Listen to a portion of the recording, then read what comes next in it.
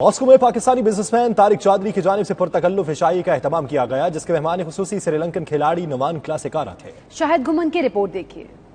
Sri Lankan cricketer نوان کلاسیکارا کی Moscow آمد پر سبینہ پاک کرکٹ کلب روس کے چیف ایگزیکٹو اور ممتاز پاکستانی بزنس مین طارق چودھری کی جانب سے عشائیہ دیا گیا۔ میزبانی کے فرائض کلب کے ٹیم مینیجر بابر اسلام نے سر انجام دیے۔ تقریب میں پاکستانی کمیونٹی روس کے سابق صدر خلیل الرحمان اور پاکستانی کھلاڑی ملک انجم بھی شریک ہوئے۔ نوان کلاسیکارا کا 92 نیوز سے گفتگو کرتے ہوئے کہنا تھا کہ ان کے پسندیدہ کھلاڑی وسیم اکرم، وقار یونس اور انضمام الحق ہیں۔ انہوں نے سوئنگ کنگ سے بہت کچھ سیکھا۔ اس موقع پر انہوں نے پاکستانی تماشائیوں کے جوش و ولولہ اور سپورٹ کو بھی ناقابل فراموش قرار دیا۔ Akram and Insamam, Waka, they are legend for the game, no doubt about that.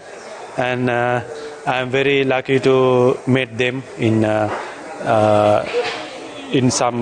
some stage, especially Wasim Akram, and I learned lot of things in Wasim Akram, and I am very lucky for that.